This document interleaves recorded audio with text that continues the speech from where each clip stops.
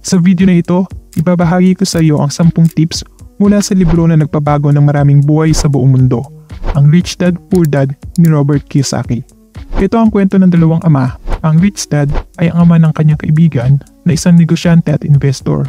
Ang Poor Dad ay ang kanyang tunay na ama na isang guro at empleyado. Sa libro na ito, matututunan mo kung ano ang pinagkaiba ng kanilang mga pananaw, gawi at mga desisyon at kung paano ito nakakaapekto sa kanilang resulta.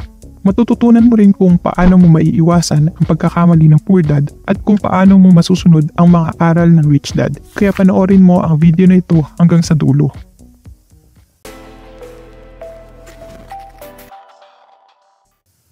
Number 1. Huwag magpaalipin sa pera. Ang Poor Dad ay nagtatrabaho para sa pera habang ang Rich Dad ay ang pera ang nagtatrabaho para sa kanya. Ang Poor Dad ay umaasa sa kanyang sweldo habang ang Rich Dad ay umaasa sa kanyang cash flow. Ang Poor Dad ay nag-iipon ng pera habang ang Rich Dad ay nag-invest ng pera. Para hindi ka maging alipin ng pera, dapat mong matutunan kung paano mag-budget, mag-save at mag-invest ng iyong income. Dapat mong hanapin ang paraan kung paano ka makakagawa ng passive income o kumita ng pera na hindi mo na kinakailangan pa magtrabaho ng gusto.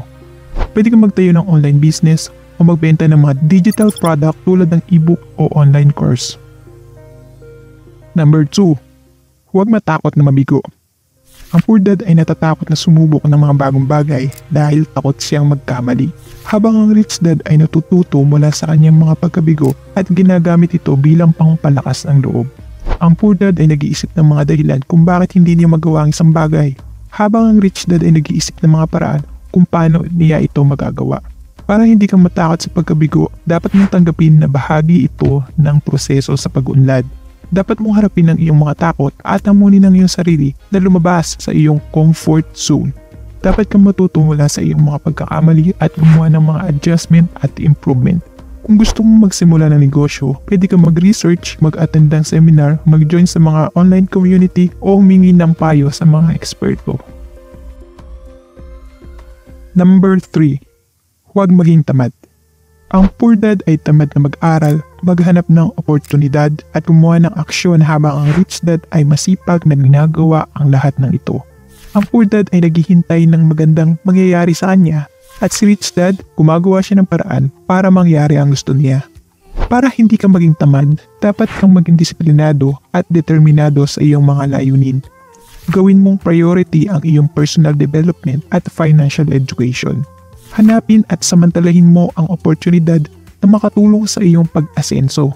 Pwede ka ring mag-enroll sa mga online course o mag-subscribe sa mga financial blogs o podcast na mabibigay sa iyo ng skills na kailangan mo. Kaya pahit na ang subscribe button. Number 4. Huwag maging duwag. Ang Poor Dad ay duwag na harapin ang mga problema at mga panganib, habang ang Rich Dad ay matapang na hinaharap ang mga ito. Maging matapang ka at lakasan ng loob mo na harapin ang mga problema at solusyonan ang mga ito. Dapat mong subukan ng mga bagay na hindi mo pa nasusubukan at mag-take ng calculated risk. Pwede kang mag-try ng mga bagong strategy, mag-explore ng bagong market o mag-diversify ng iyong portfolio. Number 5. Huwag maging ignorante. Ang Poor Dad ay ignorante sa mga bagay na may kinalaman sa pera at negosyo, habang ang Rich Dad ay edukado sa mga ito. Ang Poor Dad ay naniniwala sa mga sabi-sabi, habang ang Rich Dad ay naniniwala sa mga katotohanan at datos. Para hindi ka maging ignorante, maging curious at open-minded ka. Mag-aral ng mga basic concept at principles ng pera at negosyo. Dapat mong i-update ang iyong mga kaalaman at skills. Pwede ka magbasa ng mga libro, magazine, newspaper o manood ng mga documentary o matend ng mga webinar at workshop. Number 6. Huwag maging makasarili.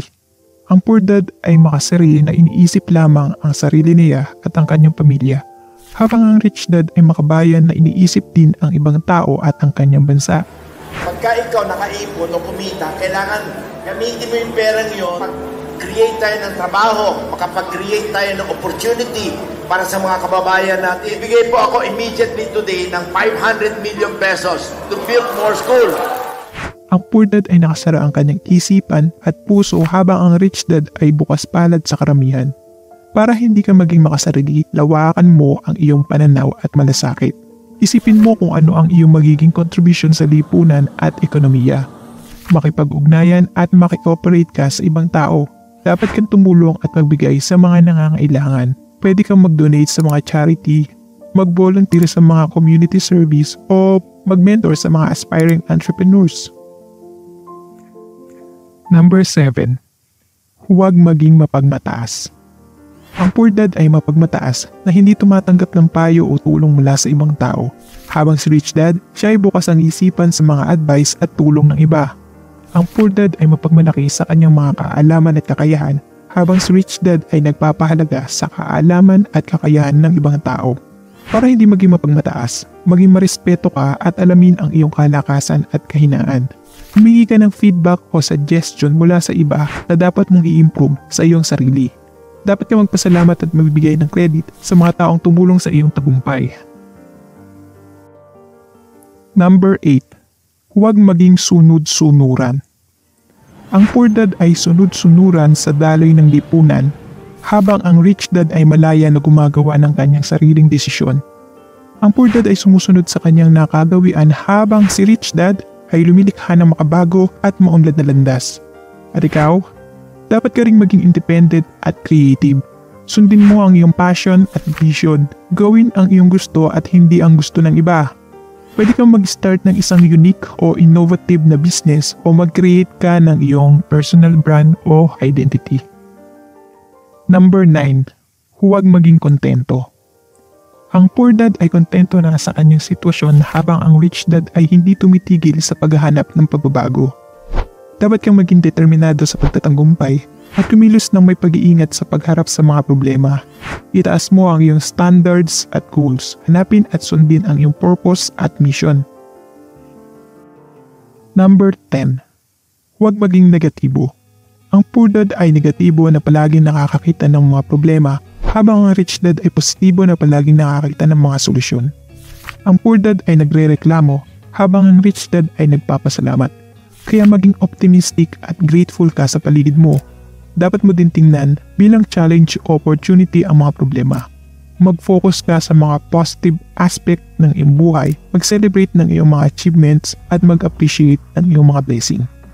Pwede ka din gumawa ng gratitude journal o mag-practice ng positive affirmations. Sana ay nakatulong sa iyo ang 10 tips para hindi ka matulad kay poor dad na nagbibigay sa iyo ng mas malinaw at mas positibong pananaw sa pera, negosyo at edukasyon. Sana ay maging katulad ka ni rich dad at hindi ni poor dad. Sana ay maging masaya at matagumpay ka sa iyong buhay. Maraming salamat at sana makita kita ulit on to the next one.